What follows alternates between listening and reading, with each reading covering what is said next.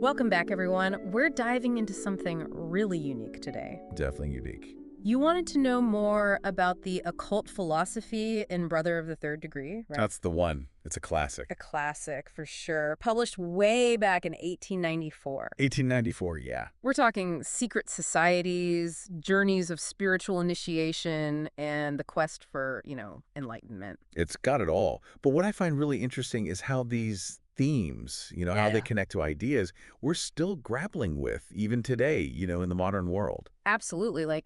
This stuff is still relevant. Oh, I absolutely. mean, it makes you think. It really does. Okay, so the book kicks off with Alphonso Colono, our main guy, living this, seemingly perfect childhood in Mexico. Idyllic, you could say. Idyllic, yeah, totally. Yeah. Surrounded by music, art, science, philosophy. I mean, Quite the upbringing. right. Talk about a stimulating environment. Yeah, almost a little too perfect, don't you think? Okay, I see where you're going with this. There's got to be something more, right? There's always something more. So what's the catch? Well, this is where things start to get interesting. Alfonso's parents, they seem ordinary, right? On the surface, yeah. But they're secretly leading this group, this mysterious group that meets every Wednesday night. Every Wednesday, like clockwork. Like clockwork. Okay, so what's going on at these meetings? Spilling the tea. Well, we eventually find out that it's a branch of this mystical brotherhood. A brotherhood. Okay, now we're talking secret societies. Exactly. This is getting good. And to make things even more intriguing, when Alfonso turns 14, his mother and sister are suddenly called to Paris. Paris, out of the blue like that. Yep, just like that.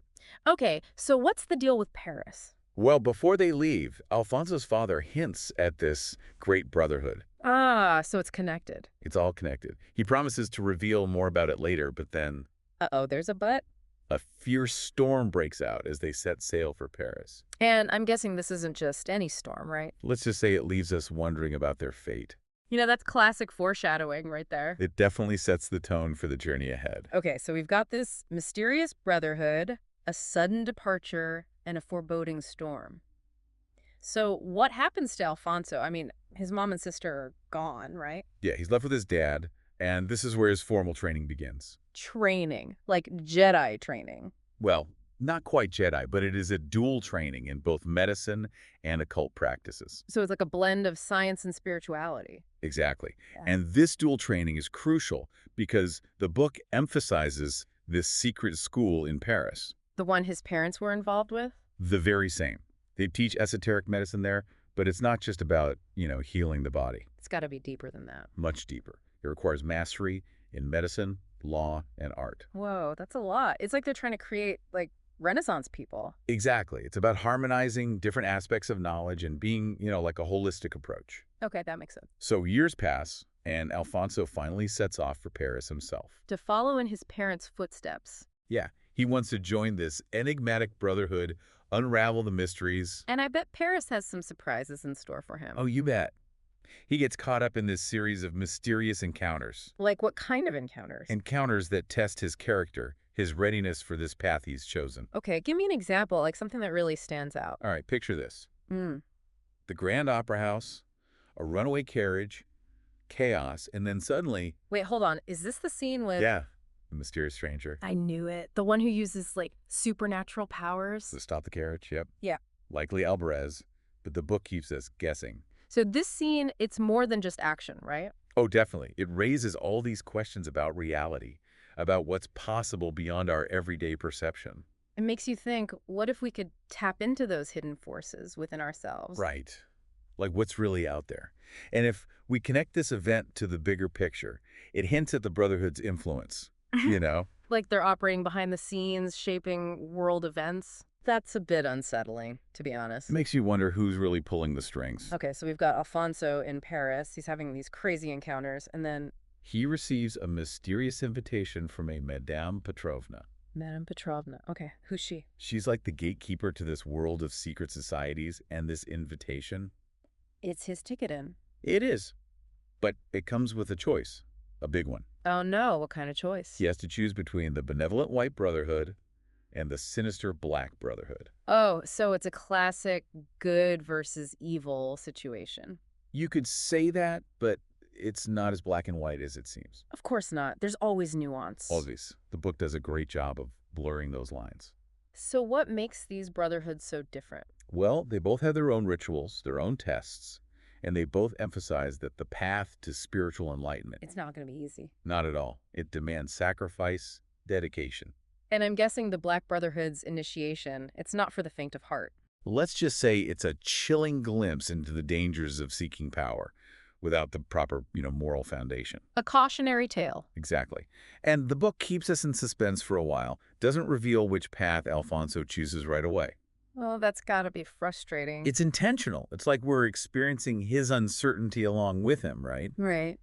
Makes you think about the choices we all face. And the consequences that come with them. Exactly. So we've got this choice between brotherhoods, all these mysterious events, and then, wait, what about Alfonso's family? His mother and sister, did they ever make it to Paris? Well, that's the next big reveal. He has a very unexpected reunion. So they did survive the storm. They did.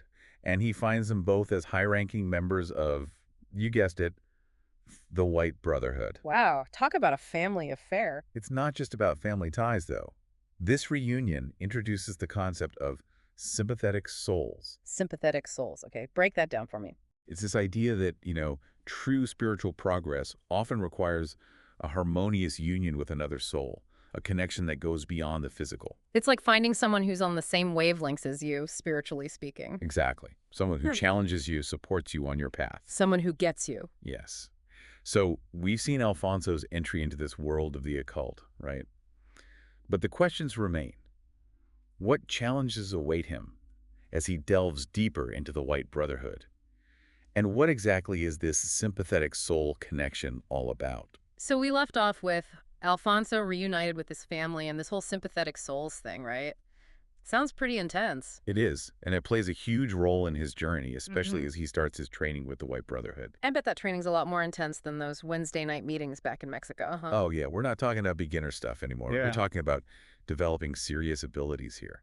Mental communication, astral projection, things that really push the boundaries of what we think is possible. So not just like lighting candles and chanting. Not exactly. These are practices that require incredible discipline, self-control, especially when it comes to emotions, like love and fear. Those can really throw you off balance. And the book doesn't shy away from showing us what can happen if you're not careful, right? Like that scene where Alfonso accidentally summons these dark forces and he's almost consumed by them because of his fear. That's a powerful scene. It reminds us that these occult practices, they're not just games. There's real power there. And if you're not prepared, it can definitely backfire. So it's not just about learning the techniques, it's about mastering yourself first. That's the key. Inner mastery is what allows you to wield that power responsibly. Otherwise, it's like giving a loaded gun to a child. Okay, that's a scary thought. So we've got this intense training, the dangers of messing with forces you don't understand, and this whole search for a sympathetic soul. And then, to make things even more complicated, Alfonso falls head over heels for another initiate, Ioli. of course he does. It wouldn't be a good story without a little romance. Right. But it's not just a simple love story. It brings up this whole conflict between personal desires and, this higher calling. Because remember, the path to the highest degree of initiation, there are two options, right? Exactly. Virgin husband, where you can have a family life, and virgin lover, which requires complete dedication to the brotherhood. Talk about a tough choice. Yeah, it is. And it makes you think about what we're willing to sacrifice for something greater than ourselves, our own desires versus a higher purpose. Definitely makes you question your priorities. For sure. And here's the twist. The White Brotherhood, they're not just this secluded group meditating on a mountaintop. They're actively involved in shaping world events. Whoa, hold on. They're like puppet masters? You could say that. They're influencing political figures, even orchestrating wars. Seriously.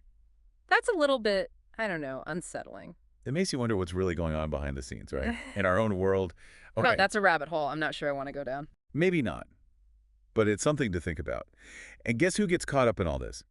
Alfonso and Iole, of course. They end up playing key roles in the Napoleonic Wars. Wait, they're like psychic spies? Something like that.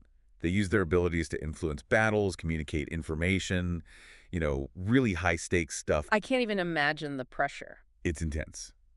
But it shows how far they've come, from initiates to, spiritual warriors. This is getting better and better, but there's more, right? You mentioned a Oh, twist. there's always a twist. Remember that mysterious stranger, Alvarez, from the opera house scene? The one who stopped the carriage with his mind? That's him. Well, it turns out the woman he saved was Princess Louise of England. Okay, but how does that tie into anything? Hold on, it gets better. Princess Louise of England, she's actually Isle. Whoa, what? So it was her all along. That's insane. It is. It connects all these seemingly random events in a way that just blows your mind. And it adds a whole other layer to Alfonso and Iola's relationship, right? Exactly. Their love story isn't just personal anymore. It has implications for the fate of nations. This is getting epic. But wait, what happens with the war? Do Alfonso and Iola save the day? Well, through their efforts, and with the Brotherhood's guidance, the war eventually leads to the establishment of a utopian republic across Europe. A utopia.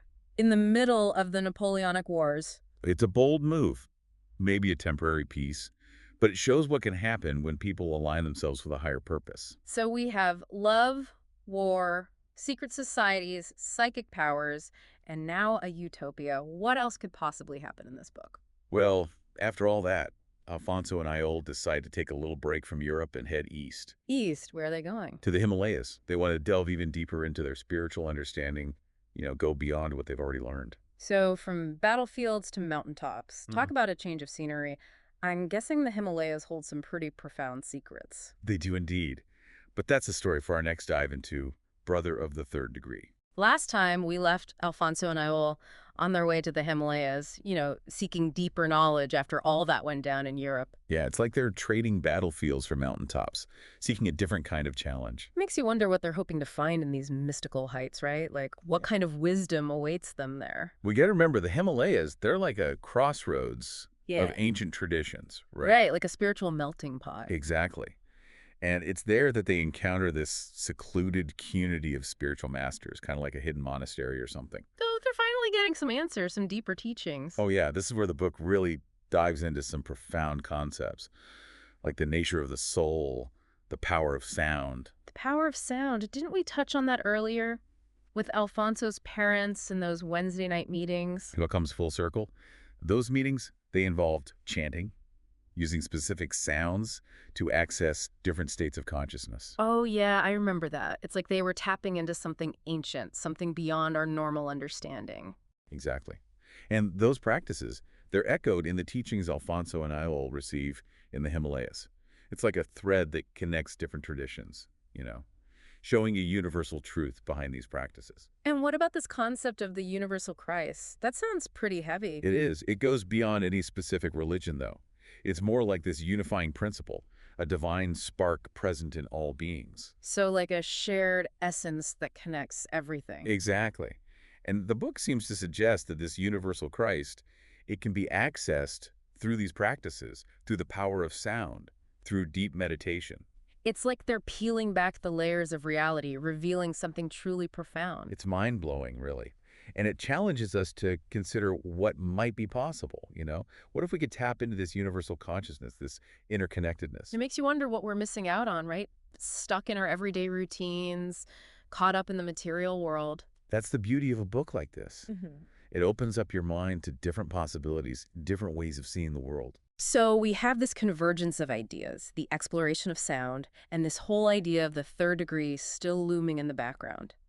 How does it all come together in the end? Well, remember, the third degree represents the highest level of initiation, right? It's a state of spiritual mastery beyond what most people can even imagine. And it's not easy to achieve, obviously. It's got to be more than just learning some secret knowledge or developing powers. Way more.